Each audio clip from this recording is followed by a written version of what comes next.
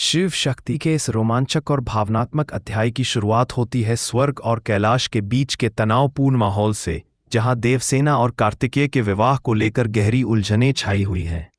पार्वती और महादेव इस विवाह को सृष्टि के संतुलन का प्रतीक मानते हैं, वहीं इंद्रदेव इसे अपने कुल के सम्मान से जोड़ते हैं। लेकिन इसी बीच सबको चौंकाते हुए असुर विप्रचित कैलाश के द्वार पर पहुंचता है। गणेश उसे रोकने की कोशिश करते हैं, पर महादेव कहते हैं कि कैलाश के द्वार किसी सच्चे याचक के लिए कभी बंद नहीं होते। विप्रचित अंदर प्रवेश करता है और कहता है कि वह कोई युद्ध नहीं बल्कि अपने पिता को मिले पुराने वरदान की याद दिलाने आया है। वह महादेव से कहता है, आपने मेरे पिता को वचन दिया था कि जब मैं वर मांगूंगा आप स्वीकार नहीं करेंगे। पार्वती और कार्तिकेय को शक होता है कि वह छल कर रहा है। विप्रचित आगे कहता है कि यदि देवसेना का विवाह प्रस्ताव कैलाश से जाए तो विवाह कार्तिकेय से नहीं बल्कि उससे होना चाहिए। यह सुनकर पार्वती और कार्तिकेय दोनों ही क्रोधित हो उठते हैं। कार्तिकेय कहते हैं यह असुर प्रेम नहीं बल्कि कपट का रूप है, किंतु महादेव अपने वचन से बंधे हैं और अंततः वे तथास्तु कह देते हैं। यह शब्द सुनते ही पूरा कैलाश मौन हो जाता है। पार्वती की आंखों से अश्रु बहने लगते हैं। वे कहती हैं, आपने वचन निभाया, पर क्या अपने पुत्र की पीड़ा सुनी? महादेव शांत स्वर में उत्तर देते हैं, मैं इस संसार का शिव हूं, केवल कार्तिकेय का पिता नहीं। पार्वती कहती हैं, यदि आप वचन से बंधे हैं तो मैं मातृत्व से बंधी हूं। मैं अपने पुत्र के लिए हर सीमा लांघूंगी।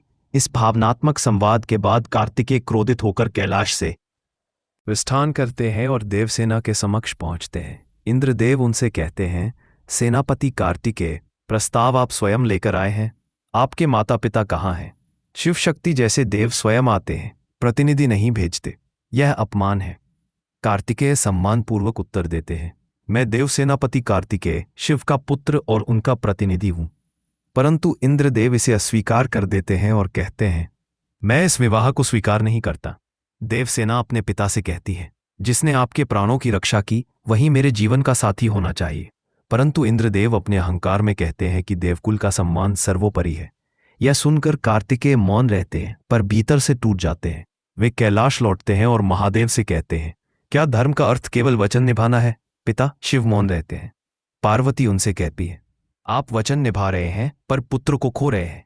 गणेश भी भाई के पक्ष में खड़े होकर कहते हैं, पिता, जब धर्म अन्याय से टकराता है तो तटस्थ रहना अधर्म होता है। पार्वती कहती है, यदि आप कुछ नहीं करेंगे तो मैं इस स्थिति को सुलझाऊंगी। उधर देवलोक में विवाह की तैयारियां शुरू हो जाती हैं। इंद्रदेव मानते हैं कि विक्रचित के साथ विवाह देवताओं और असुरों के बीच शांति लाएगा। ब्रह्मदेव इसे अनर्थ कहते हैं।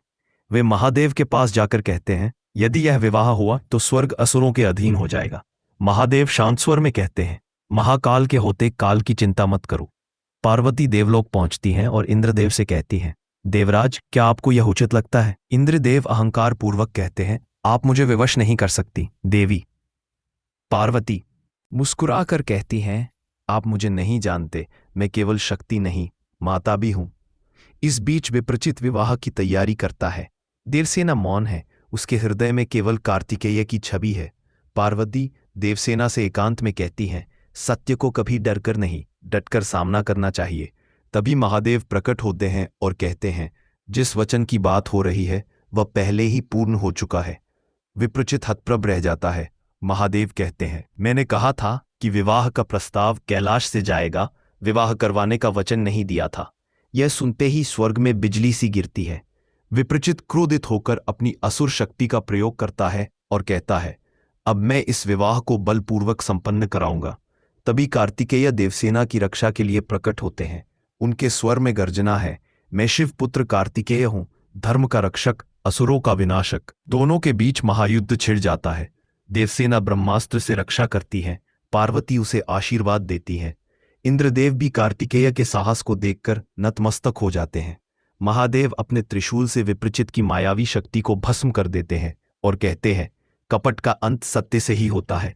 ब्रह्मदेव कहते हैं, यह केवल विवाह नहीं, धर्म की पुनर्स्थापना है।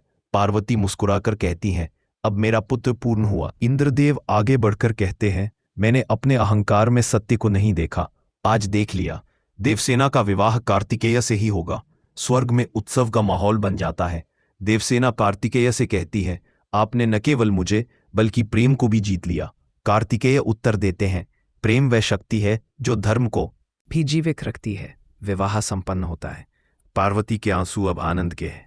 महादेव कहते हैं यही शिव शक्ति का संतुलन है, जहां वचन, धर्म और प्रेम एक हो जाते हैं। ब्रह्मदेव कहते हैं यह कथा बताती है कि जब सत्य और प्रेम एक हो जाते हैं तब समस्त ब्रह्मांड उनके आगे नतमस्तक हो जाता है। विवाह के पश्चात कैलाश पर महादेव, पार्वती, गणेश और कार्तिकेय एक साथ खड़े होते हैं। चारों ओर देवताओं के जयघोष गूंजते हैं। स्वर्ग में पुष्पवृष्टि होती है और ब्रह्मदेव की वाणी सुनाई देती है। यह केवल एक प्रेम कथा नहीं, यह धर्म, वचन और शक्ति की गाथा है। अंत में महादेव कहते हैं शक्ति के बिना शिव अधूरा है और प्रेम के बिना धर्म। दृश्य समाप्त होता है, लेकिन दर्शकों के हृदय में यह गूंज रह जाती है कि जब शिव मौन होते हैं तो शक्ति बोलती है, और जब शक्ति मौन होती है तो धर्म स्वयं प्रकट होता है। इस प्रकार समाप्त होती है शिव शक्ति की वह महागाथा, जहां पुत्र के प्रेम, माता के संकल्प और पिता के वचन ने मिलकर सृष्टि का संतुलन पुनः स्थापित किया। शिव शक्ति के इस रोमांचक और भावनात्मक अध्याय की शुरुआत होती है स्वर्ग और कैलाश के बीच के तनावपूर्ण माहौल से, जहां देवसेना और कार्तिकेय के विवाह को लेकर गहरी उलझनें छाई हुई हैं। पार्वती और महादेव इस विवाह को सृष्टि के संतुलन का प्रतीक मानते हैं। वहीं इंद्रदेव इसे अपने कुल के सम्मान से जोड़ते हैं। लेकिन इसी बीच सबको चौंकाते हुए असुर विप्रचित कैलाश के द्वार पर पहुंचता है। गणेश उसे रोकने की कोशिश करते हैं, पर महादेव कहते हैं कि कैलाश के द्वार किसी सच्चे याचक के लिए कभी बंद नहीं होते।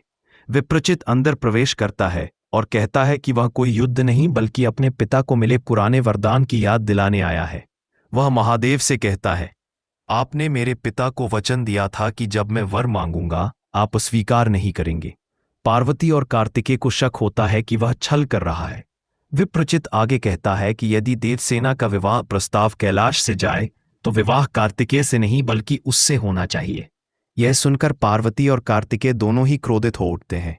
कार्तिकेय कहते हैं यह असुर प्रेम नहीं बल्कि कपट का रूप है, किंतु महादेव अपने वचन से बंधे हैं और अंततः वे तथास्तु कह देते हैं।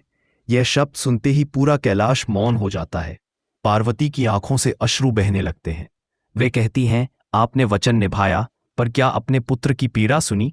महादेव शांत स्वर में उत्तर देते हैं, मैं इस संसार का शिव हूं, केवल कार्तिकेय का पिता नहीं। पार्वती कहती हैं, यदि आप वचन से बंधे हैं तो मैं मातृत्व से बंधी हूं। मैं अपने पुत्र के लिए हर सीमा लांघूंगी।